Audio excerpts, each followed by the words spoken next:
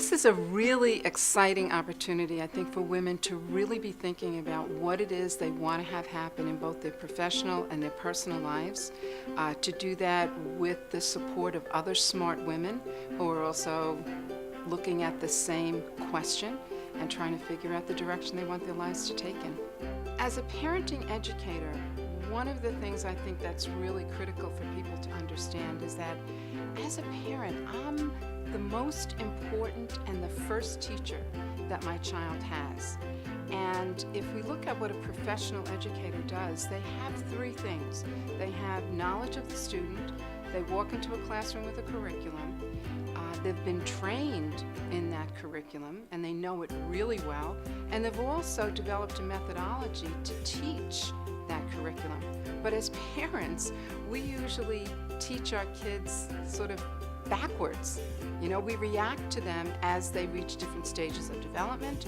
We react to them when they present us with discipline issues or problems. And instead, we really have to think ahead. Parenting education is about teaching stuff about development so that we understand where our kids are coming from, how they think, what's going to motivate them at different ages. I think too many women have children and are parenting, and they don't feel comfortable and confident about their role as a parent because it's really hard. It's a very hard job, and it's kind of crazy because it's the only job that we have where there's no training. We get more training to drive a car. We don't get real formal training to be a parent, and that's another reason why I think the WAC is so important, because we have to really look at what it is we want and the choices that we're going to make that will maybe not give us everything all at once.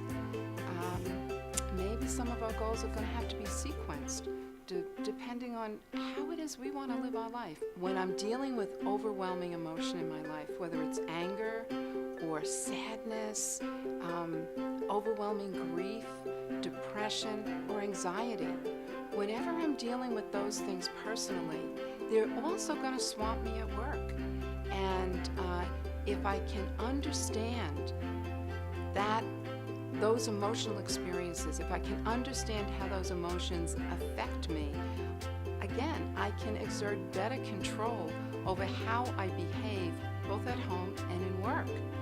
Because when I'm dealing with something that's pretty overwhelming, it's really hard to think.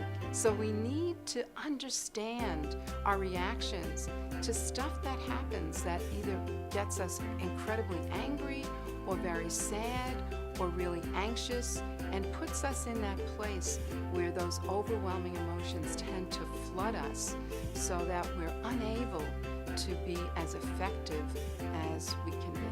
Anger is a symptom that there's a problem, just like a fever is a symptom that there's an infection in the body and you need an antibiotic. Understanding anger is understanding that I have triggers. I have an external trigger and I have an internal trigger. When we feel threatened in some way, we get really angry. But I need to be able to think about that, not go into a reactive place, but rather really process what the threat is. How am I feeling underneath that anger? And what I need to do to respond to the situation so that, again, my needs get met and I get treated with the respect that I deserve. Part of my excitement about being involved in the WAC is that we are positioned in a unique place in history where we're truly revisiting traditional roles, both for men and for women.